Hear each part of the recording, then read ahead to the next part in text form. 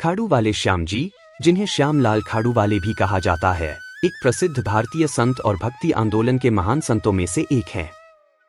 उनकी जीवन कथा और भक्ति की परंपरा ने लाखों लोगों के दिलों में स्थान बनाया है। यहाँ उनकी बायोग्राफी के मुख्य अंश प्रस्तुत हैं। वीडियो को शुरू करने से पहले बोलिए जय श्री श्याम। प्रारंभिक जीवन। श्याम जी का जन्म राजस्थान के एक छोटे से गांव में हुआ था। बचपन से ही वे धार्मिक और आध्यात्मिक प्रवृत्ति के थे। उनकी भक्ति की शुरुआत बहुत ही छोटी उम्र से हुई, जब वे गांव के मंदिरों में जाकर भगवान कृष्ण की आराधना किया करते थे। भक्ति का मार्ग। श्याम जी ने अपने जीवन को भगवान कृष्ण की भक्ति में समर्पित कर दिया। उनकी भक्ति और साधना के कारण उन्हें खाड़ू वाले श्याम जी के नाम से प्रसिद्धि मिली। खाड़ू का मतलब है खड़ूनी, जो एक प्रकार का रस है जो भगवान के चरणों से बहता है। यह नाम इस बात का प्रतीक है कि श्याम जी ने भगवान कृष्ण के चरणों की भक्ति में अपना पूरा जीवन समर्पित कर दिया। आध्यात्मिक यात्रा।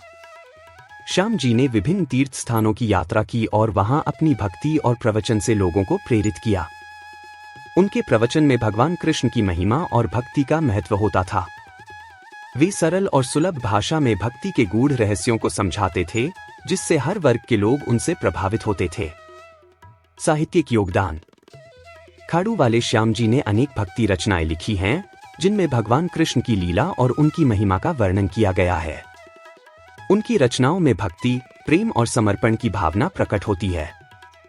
उनकी प्रमुख रचनाओं में भजन, कीर्तन और आरती शामिल है। समाज सेवा। श्याम जी ने न केवल भक्ति का प्रचार किया, बल्कि समाज सेवा में भी महत्वपूर्ण योगदान दिया।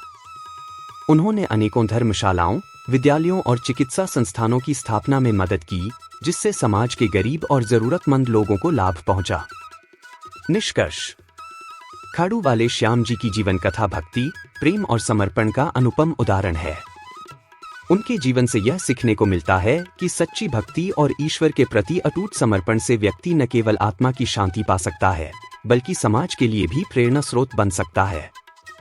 उनकी विरासत आज भी जीवित है और उनके अनुयायी उनके द्वारा दिखाए गए मार्ग पर चलते हुए भक्ति और सेवा का जीवन जीने का प्रयास करते हैं। कहा जाता है कि बाबा श्याम धणी ने श्री कृष्ण को शीश का दान दे दिया था। जो भी भक्त सच्चे मन से बाबा श्याम धणी के दरबार में जाता है, बाबा उनकी हर मनोकामना पूरी करते हैं।